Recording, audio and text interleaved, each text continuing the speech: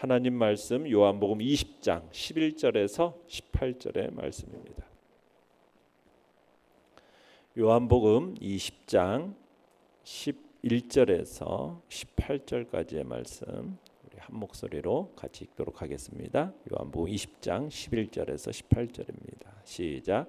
마리아는 무덤 밖에 서서 울고 있더니 울면서 구부려 무덤 안을 들여다보니 흰옷 입은 두 천사가 예수의 시체에 누웠던 곳에 하나는 머리편에 하나는 발편에 앉았더라. 천사들이 이르되 여자여 어찌하여 우느냐 이르되 사람들이 내 주님을 옮겨다가 어디 두었는지 내가 알지 못함이니이다. 이 말을 하고 뒤로 돌이켜 예수께서 서 계신 것을 보았으나 예수이신 줄은 알지 못하더라. 예수께서 이르시되 여자여 어찌하여 울며 누구를 찾느냐 하시니 마리아는 그가 동산지기인 줄 알고 이르되 주여 당신이 옮겼거든 어디 두었는지 내게 이르소서. 그리하면 내가 가져가리이다. 예수께서 마리아야 하시거늘 마리아가 돌이켜 히브리 말로 라보니 하니 이는 선생님이라는 말이라. 예수께서 이르시되 나를 붙들지 말라. 내가 아직 아버지께로 올라가지 아니하였노라. 너는 내 형제들에게 가서 이르되 내가 내 아버지 곧 너희 아버지 내 하나님 곧 너희 하나님께로 올라간다 하라 하시니 막달라 마리아가 가서 제자들에게 내가 주를 보았다 하고 또 주께서 자기에게 이렇게 말씀하셨다 이르니라. 아멘. 오늘 말씀의 제목은 부활의 첫 증인이라는 제목으로 말씀을 나눕니다. 예수님께서는 살아생전에 거듭해서 예고하셨죠. 십자가에서 죽으신지 그리고 사흘 만에 다시 살아날 것, 부활하심을 살아생전에 이미 거듭 말씀을 하셨어요. 제자들이 확인한 예수님의 이 빈 무덤. 그런데 이 빈 무덤은 예수님의 부활을 보여준 어떤 구체적인 증거물이지 않습니까? 그런데 죽은 자 가운데서 다시 살아나야 하리라는 이 예수님의 말씀의 의미를 제자들은 깨닫지를 못하는 거죠. 그래서 예수님의 그 빈 무덤의 사실을 확인은 했지만 부활의 기쁨을 가지지는 못하고 돌아갑니다. 오히려 대적자들이 예수님의 시신을 훔쳐간 것은 아닌가 이런 생각과 함께 허탈한 마음으로 이 무덤에서 집으로 돌아가는 장면이 어제의 이야기 모습입니다. 자, 예수님의 빈 무덤, 이 빈 무덤을 처음 목격한 막달라 마리아, 이 막달라 마리아만이 예수님의 그 무덤에 남아서 슬피 울고 있습니다.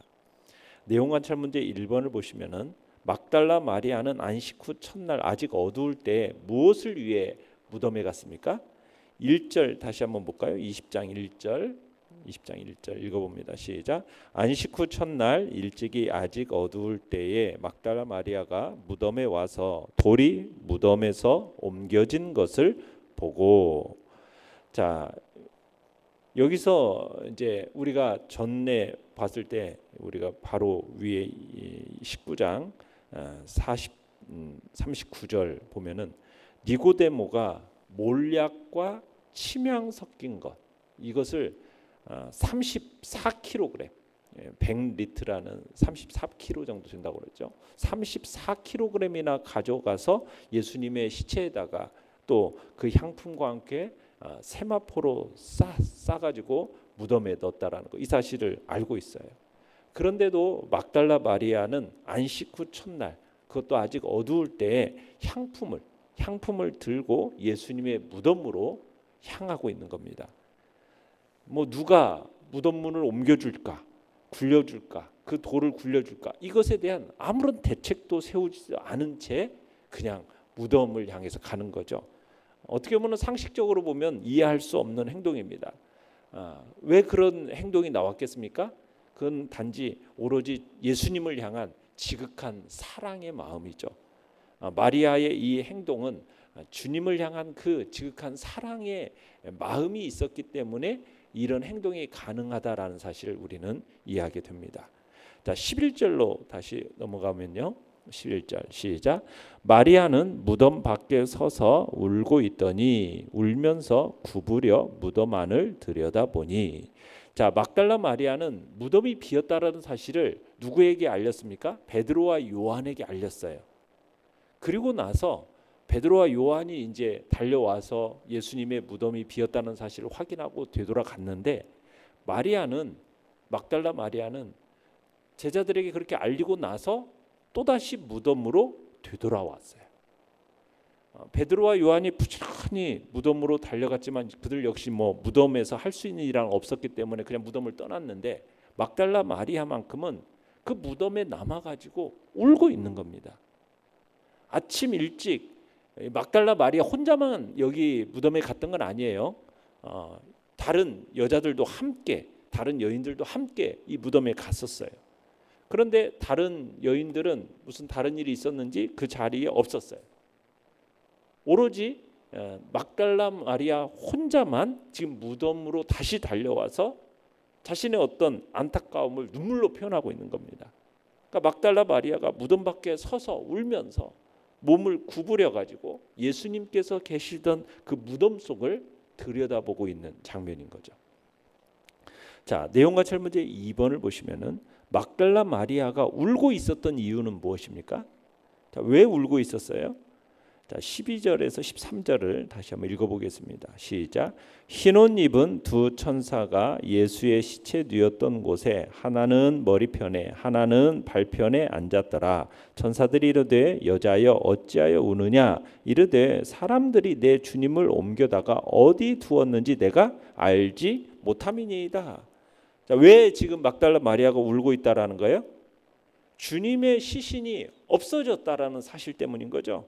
그 주님의 시신이 없어진 것을 알면서도 자신이 달리 어떻게 손을 쓸 수 없는 이 현실에 대한 안타까움, 그리고 사랑하는 일을 더 이상 볼 수 없다라는 그런 어떤 슬픔, 이것이 뒤범벅이 되어가지고 지금 한없는 눈물을 쏟아내고 있는 것입니다. 자, 막달라 마리아가 지금 천사들을 만났어요. 그러면은 천사들을 만났는데 마리아의 반응이 참 놀랍죠. 별로 천사들에 대해서 놀라지도 않아요. 뭐 그렇게 큰 관심을 두지도 않는 것처럼 보여집니다. 보통 사람이 천사를 만나면은 어떠해요? 대단히 놀라워하고 굉장히 두려워하죠. 그게 영광스러운 일이면서도 이게 신비한 존재를 만나기 때문에 사람들이 보통 보이는 반응은 되게 놀라고 두려워하는 반응을 보여야 되는 것이 정상이에요. 그런데 막달라 마리아는 지금 그 모습을 보니까 어때요? 놀라는 모습도 없고 두려워하고 떠는 모습도 보여지지가 않습니다. 그들이 뭐 천사인지 뭐 이것에 대한 분간한 결론도 없다라는 거예요. 왜 그래요? 지금 막달라 마리아의 마음은 오로지 누구에게만 집중되어 있는 겁니까? 예수님께만 집중되어 있었기 때문에 뭐 천사에 대한 뭐 그런 신비함에 대해서 뭐 지금 놀라거나 두려워할 떨 겨를이 없는 것입니다. 자, 14절로 15절 읽어보겠습니다. 14절로 15절 시작. 이 말을 하고 뒤로 돌이켜 예수께서 서 계신 것을 보았으나 예수이신 줄은 알지 못하더라. 예수께서 이르시되 여자여 어찌하여 울며 누구를 찾느냐 하시니 마리아는 그가 동산지기인 줄 알고 이르되 주여 당신이 옮겼거든 어디 두었는지 내게 이르소서. 그리하면 내가 가져가리이다. 자, 막달라 마리아는 지금 예수님의 시신이 없어진 사실로 인하여서 지금 굉장히 슬퍼하고 있는 겁니다. 지금 예수님도 동산지기인 줄 알고 그 사람 보고 지금 예수님이 어디다 옮겨뒀는지 지금 그것에 대해서 묻고 있는 거지 않습니까? 자, 막달라 마리아가 지금 자신이 이게 천사와 말하고 있던 중에 스스로 뒤를 돌아다 봤어요. 왜요? 인기척이 느껴진 거죠. 어떤 사람의 인기척이 느껴지니까 뒤를 돌아본 겁니다. 그러니까 예수님의 부활은 영만의 부활이 아니에요. 육신까지 함께 부활한 겁니다. 그러니까 영만 있었으면 뭐 그런 거 느껴지지 않았겠죠. 그런데 육신으로 부활하셨기 때문에 그게 느껴지는 거죠. 인기척이 느껴진 거죠. 그래서 뒤를 돌아본 겁니다. 자, 막달라 마리아는 예수님께서 부활하실 거라는 사실을 몰랐거나 믿지 못했기 때문에 지금 자신 바로 앞에 예수님이 부활하신 그 대면하고 있다라는 것에 대해서 별로 알아보지를 못하는 거예요. 자신이 보고 있는 분이, 지금 정면으로 바라보고 있는 분이 자신이 그렇게 통곡하면서 찾고 있는 예수님이라는 사실을 깨닫지를 못하고 있는 겁니다.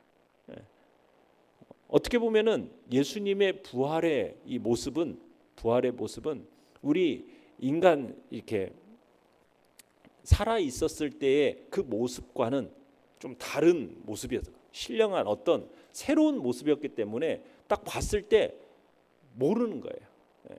자, 그런데 이제 예수님께서 마리아를 향해서 질문을 던지시는 거죠. 뭐라고요? 여자여, 어찌하여 울며 누구를 찾느냐? 이렇게 질문을 던져요. 그러니까 마리아가 지금 천사와 이야기를 나누고 있었을 때, 그리고 지금 예수님하고 지금 얘기를 나누는 동안에도 계속해서 뭐 하고 있는 거예요? 울고 있는 겁니다. 계속해서 울고 있었던 거예요. 사망 권세를 이기시고 지금 죽음에서 부활하신 예수님이 자신 바로 앞에 있음에도 불구하고 여전히 시체만을 찾고 있는 거죠. 그러니까 막달라 마리아는 그런 모습을 보시는 예수님의 마음에 안타까움이 드셨던 거예요. 예수님을 부활하신 예수님을 알아보지 못하고 뭘로 지금 알아보고 있는 겁니까?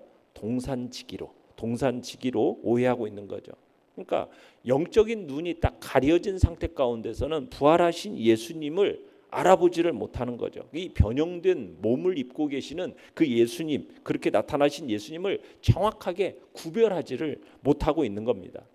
자, 마리아가 예수님의 시신이나마 가져가겠다라는 지금 그런 표현으로서 동산지기에게 지금 시신이 어디 있는지 내게 알려달라고 이렇게 말을 하고 있지 않습니까? 참 이런 모습이 막달라 마리아가 예수님을 얼마나 사랑하는지에 대해서 보여주는 장면이에요. 여러분, 죽은 사람을 산 사람이 이렇게 어떻게 보면은 다룬다는 것이 힘든 일이지 않습니까? 거기다가 지금 썩어 냄새 날 만한 그런 지금 시신을 찾겠다고 이렇게 생각해 볼 때 마리아의 마음속에 예수님을 향한 정말 깊은 사랑, 그 뜨거운 사랑을 우리가 가늠하게 되는 거죠. 자, 연구와 묵상 문제 3번입니다. 당시 유대법상 여자는 증인이 될 수 없었습니다. 그럼에도 불구하고 부활하신 예수님이 베드로나 요한과 같은 제자들보다 막달라 마리아에게 부활의 첫 증인이 되게 하신 의도가 어디에 있다라고 생각합니까? 자, 왜 부활의 첫 증인으로 막달라 마리아를 삼으셨을까요? 우리가 지금까지의 모습을 볼 때 예수님을 향한 이 사랑, 그 막달라 마리아의 예수님을 향한 사랑이 진실하고 컸기 때문에, 그렇죠? 다른 누구보다도 훨씬 더 예수님을 향한 사랑의 마음이 크고 진실했기 때문에 부활의 첫 증인으로서 막달라 마리아를 삼으신 걸로 우리가 이해할 수 있는 겁니다. 자, 16절로 18절을 다시 한번 읽어보겠습니다. 시작. 예수께서 마리아야 하시거늘 마리아가 돌이켜 히브리 말로 라보니 하니 이는 선생님이라는 말이라. 예수께서 이르시되 나를 붙들지 말라. 내가 아직 아버지께로 올라가지 아니하였노라. 너는 내 형제들에게 가서 이르되 내가 내 아버지 곧 너희 아버지 내 하나님 곧 너희 하나님께로 올라간다 하라 하시니 막달라 마리아가 가서 제자들에게 내가 주를 보았다 하고 또 주께서 자기에게 이렇게 말씀하셨다 이르니라. 자, 여기 지금 16절에서 예수님께서 마리아를 향해서 마리아야 이렇게 부르셨어요. 자, 15절에서는 여자여라고 하셨죠. 근데 여자여라고 한 것과 지금 마리아야라고 하시는 것이 전혀 다르다라는 거예요. 평소에 마리아를 예수님이 부르셨을 때 그 음성으로 예수님이 마리아야 하고 부르니까 그게 전혀 낯설지가 않은 목소리였음을 이제 막달라 마리아가 느낀 거죠. 그러면서 그 목소리와 함께 이분이 예수님이시구나. 지금 내 곁에 계신 분이, 내가 지금 보고 있는 분이 예수님이라는 사실을 금방 알 수 있게 된 거예요. 지금 동일한 분이 자기 곁에 계셔서 말씀하셨지만 예수님이 그녀의 이름을 부르기 전에는 그를 알아보지 못했어요. 그런데 마리아가 자신의 이름을 딱 부르는 순간 그 즉시 바로 이분이 바로 내가 그렇게 애타게 찾고 있었던 예수님이라는 사실을 깨달아 알게 된 거죠. 자, 그러면서 이제 마리아가 예수님을 만난 기쁨에 취해 가지고 어떻게 합니까? 예수님을 붙들어요. 근데 그 붙들미 계속 막 붙들고 늘어지는 모습이 보여져요. 그러니까 마리아는 자신이 그토록 찾던 예수님을 만났으니까 그랬겠죠. 그러지 않았겠어요? 다시는 놓치지 않겠다라는 그 심정을 가지고 예수님을 꽉 붙들고 있는 겁니다. 자, 그런데 예수님은 지금 이제 곧 만져질 수 없는 상태. 어떻게 보면은 이제 부활하신 몸으로서 이제 더 이상 이 땅에 머무를 존재가 아니에요. 이제 승천하셔서 하늘나라로 가실 것이고 영이신 성령님을 보내셔야 할 사명이 이제 예수님에게 있는 거 아닙니까?